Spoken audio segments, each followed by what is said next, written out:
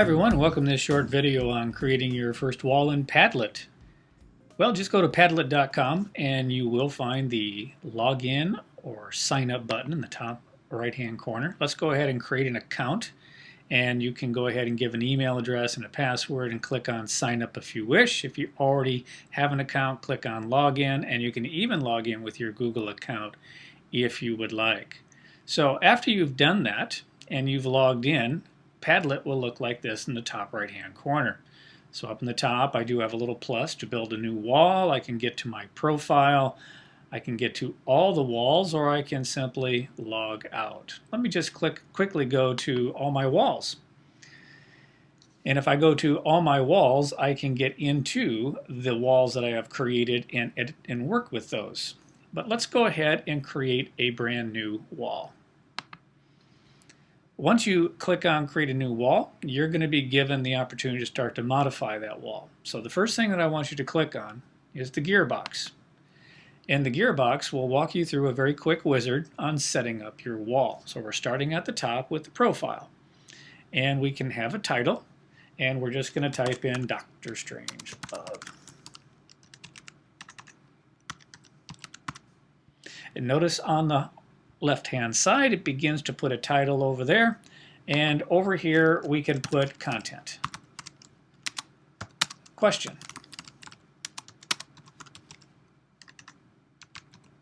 a prompt in the lowercase. You can also pick a little icon if you wish. There we go, I'm a soccer coach, so I'm going to put that little soccer guy over there. And once I'm done with this, then I'll click on the wallpaper. Wallpaper will give me a chance to pick from a number of different things that are already in there, or choose your own image. If you are choosing your own image, make sure that the pixel size is large enough to cover the entire area, otherwise it will tile. Well, there's some wood there. Let's go ahead and pick that. Let's just walk on down to the steps. Here we have the layout. The layout gives you a chance to decide how your posts are going to look. The free form will just put them anywhere on the board, and your students can move them around, or you can move them around as well, or you can have a stream view. Now you can change that in the middle of your activity to whatever you'd want. Let's click on privacy, and privacy really is the visibility of your wall. You want to be able to get students to that. So let's go ahead and take a look at the options. Obviously, private is just something that you're working on. However, if you want to password protect your wall, you could select that and type in a password, whatever you wish, and give viewing rights to that wall if you'd like to password protect it. Or we'll just eliminate that. Or if you just like to have a wall available to everybody, but the URL is hidden from everyone else, just select that. That's the one most popular, and can view, can write, and can moderate. So if your students want to write on that wall, give them those rights, and you can turn those rights off after you're done so nothing can be modified.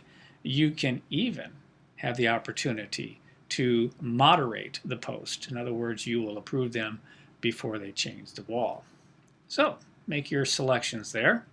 I generally don't mess with this part down here. I'll show you why in just a few moments. Notifications. If you'd like notifications on how things are being modified on your wall, just go ahead and click on that and it'll send you an email if you would like. Addresses. This is a very important part, because how are your students going to get to your wall? Well, they need a unique URL. Padlet automatically generates that right up here at the top. So all you have to do is to send that URL in an email to your students, or post it on a whiteboard or on a piece of paper. Students will be able to get to this wall and post. Here we have another possibility. You can customize that URL to something unique, maybe your name and so on. But if they reject it, that means someone else is using that name. So you do have a choice. So in just a few moments, I am going to use that address, or I can come up with something different. Let's just type in Amsler, and hey, that's available. So padlet.com/wall/Amsler. So I'm going to pick that one. Notice this is changed up here as well. And of course, the delete. I can always delete my wall. Once you're done with those steps, you're ready to start to use your Padlet wall with your students. There are some other features here that we can probably dive into and have some fun with, but this is for a little bit later on. This is the share and export. This is where you can download and export your wall in a certain way. You can even embed your wall in a website or a blog, and that's the embed code right there. But for our purposes, this gearbox is your wizard. Just walk through the steps and you're ready to go. So let's test this before I give it to my students. I'm going to go to another web browser that I'm not logged in to Padlet, and I'm going to simply go to padlet.com/wall/Amsler. That was pretty easy to remember. And to click on it. There's the wall. And now my students can start following the instructions by double-clicking or dragging a file. So I double-click, and now I have the opportunity to post something. Well, I hope you found this video helpful. Have a good day.